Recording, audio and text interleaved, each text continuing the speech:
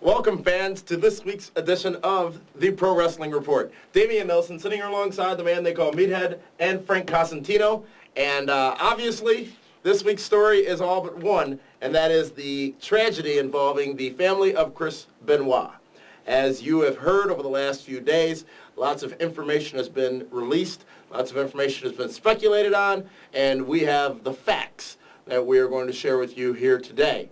Now, we'll start with, as you did, we found out about this information Monday just before Raw went on the air. And obviously at that time the story was different from what it is today, but your initial reaction to learning about the sudden death of Chris Benoit, and not just Chris Benoit, but his family. And we'll start with you, Frank, as you were traveling at the time and pretty much got blindsided by it when you got to your hotel room and turned on the USA Network. Yeah, and I'm sure I'm in the same book as a lot of people. You turn on Raw maybe a half an hour into the show, and maybe you have a TiVo and you kind of go back. Shock. That's the only word that I could think of at the time. Just complete, total shock. And then you take it from there, trying to find out exactly what happened and investigation and so on, and we'll go through that. But shock is the only word that I could think of. And you, Meathead, watching, or at least learning of the news before the program went on the air, your initial reaction to the death of the Benoit family? Well, as initially announced. I learned about it, say, 8:15, 8:20, roughly. I was out, and I DVR Raw, so I watch when I watch. I found out at my folks' house, actually, and I went over there to talk to them for a minute, and they said, have you heard what happened? And I walk in, and Raw was on, and I saw Malenko versus Benoit from Road Wild 96. I said, wow, you cool. thought the good old days were back? I said, wow, cool match. What's going on? Then he told me, and I left. I couldn't be there anymore. I had to go somewhere else. And initial shock as well. Obviously, the first notification anybody got was the notification from World Wrestling Entertainment on their text messaging network. I was enjoying a nice Mexican dinner and saw that and said, wow, and hopped into PWR mode, and it was interesting to hear, and you just knew at that moment that there was a bit more to this. Some people speculated carbon monoxide poisoning. When you look at the evidence and the facts of Benoit going home to a sick family and then all three being found dead with no murder weapon or no homicide being suspected at the time. WWE reacted the best way they could based on the information they had at the time. We'll talk more about that in a little while, but let's go over the facts that led up to Monday's announcement of Benoit being found dead. Saturday night in Beaumont, Texas, I believe it was, there was a live event, and Chris Benoit was scheduled to perform at that event, was not able to make it, said that he had to go home to his wife and child, Nancy and Daniel. And for those of you who don't know, Nancy, woman from the WCW days, oh woman, won't you marry me now? And his son Daniel, who was 7 years old and suffering from a medical condition, said that he had to get home to those two who were sick from food poisoning and vomiting blood.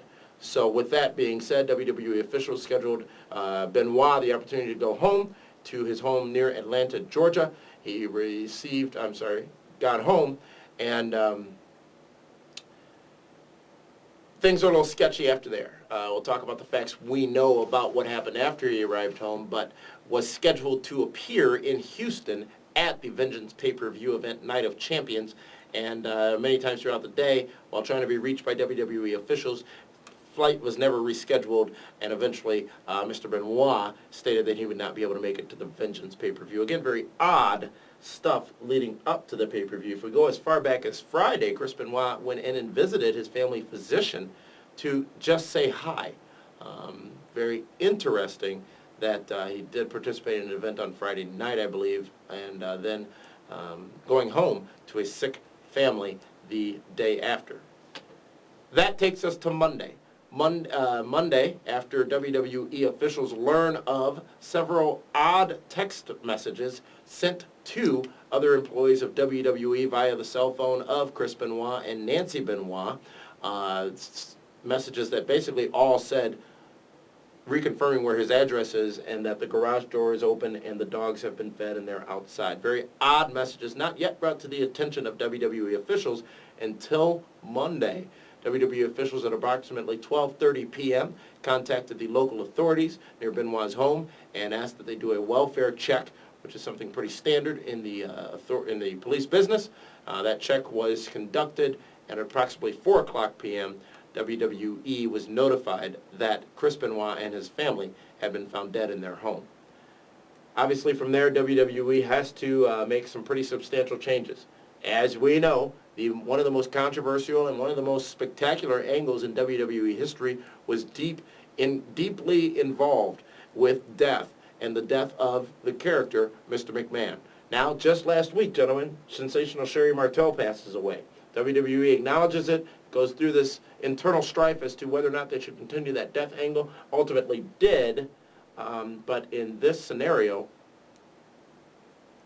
they really didn't have time to make any other decision than the one they did. And they made quite substantial decisions. First off, not allowing any fans into the arena, turning them away at the door with the announcement of the Benoit death, and then to resurrect, if you will, the character of Mr. McMahon to address the situation live in the arena just as Raw went on the air. Big 3-hour Raw, supposed to be a spectacular show. We know Stone Cold was in attendance. We know Eric Bischoff was in attendance. We know Linda McMahon was in attendance. Stephanie, of course, there as well. Lots of big plans for this Raw. Pretty much the climax of this McMahon storyline that literally had to be thrown out the window and acknowledged as a storyline in order to acknowledge what at the time needed to be a tribute to the life of simply some type of tragedy that cost the lives of 3 wrestling professionals. Now, you saw that night was a tribute to Chris Benoit. It was footage from his his matches over the years, and very well done and well put together. Keep in mind, I'm sure throughout the show was still being put together, much like the end-of-night pay-per-view highlight reel that they do, where it's pretty much being fed live. But you saw all 3 broadcast teams there, and eerily dressed in black because it was to be the memorial service of Mr. McMahon rather. And you saw the footage, you saw the clips, and you saw a tribute to Chris Benoit. You heard from superstars such as Dean Malenko, the return of Triple H, Stone Cold Steve Austin, Edge, John Cena. Lots of people pouring their hearts out about the man that was Chris Benoit and how much of a family man he was, how much of a great person he was, how much his family meant to him. And then, tragically, the next day, more information comes to light.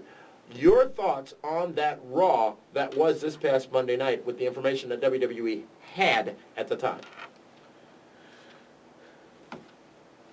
I just, as you're watching the program and not knowing any details, you're thinking, and that was the first thing I kind of thought of too, was maybe carbon monoxide or maybe homicide, someone, Made perfect sense at the time. Yeah, or, someone robbed the house and, you're thinking just awful. Well done by WWE. I thought the show was well done. Give credit to Vince McMahon. Stopped that angle, came out. This was not a mid-carder. This was not a guy that, just kind of came on the scene. This was Chris Benoit. This was someone that a lot of fans idolized, and probably one of the best technical wrestlers of all time. They did I thought a tremendous job. I stated on this show last week, actually. Yes. I thought they did a tremendous job, and credit to the broadcast and all of them. It's not easy to sit there and off the cuff, talk about someone's, life. But, and I gotta say,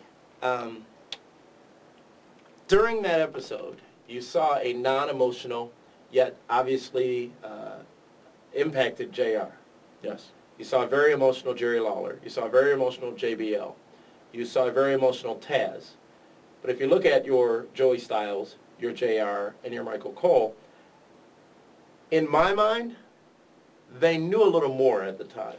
Yes. Or at least suspected something to be a foul. We heard the sheriff. I don't know. I think more along the lines of they have to do a job. They're the lead. They're the one that has to set the tone for all that. If they start sobbering and... Well, but history, JR lost it during the Owen Hart tribute show. Right. And keep in mind, there are these JR six- also saw Owen Hart die. there are these 6 text messages that were sent to unnamed WWE employees. Right now. Employees, and also, you gotta know Chavo got something too. Well, perhaps. I'm Chavo, saying that from I mean, my if you're- perspective, sure. it looked as if they knew more Well, or the suspected more. The sheriff did say, we are investigating there, and once we are able to bring this information out, there will be some, don't quote me, it's some strange bizarre things that happen. And that's when, all right, something really weird this was- happened to this. More so late Monday night into Tuesday. Right. And our internet team was covering the story till approximately 3 a.m. and then picked it up again at 9 a.m. wow, and there was- and our team was all over that. There was stuff Good job to the team. developing every 10, 15 minutes. And Meathead, your thoughts on the coverage Raw on Monday? The Raw from Monday? The Raw on Monday, yes. Perfect. Based on what was known at that second. The decision by WWE to not let any fans in the arena, I found that slightly odd. No. They didn't do it when Eddie passed. They didn't do it when Owen passed. It's pretty non-traditional. That was a whole on the day. show they did on That was a September whole day. 13th. That was a whole day worth. They knew. They were able to plan a whole day's worth. The Benoit thing was hours. Yeah, and They had, Brian Pillman passed, or they found out about his death an hour or two before the Bad Blood pay-per-view in 1997. I'm not Pay-per-view. knocking it. Pay-per-view. I'm not knocking it, but it was I'm telling you, interestingly having watched different. Vengeance, I actually sat, and it's the first pay-per-view I was able to sit and watch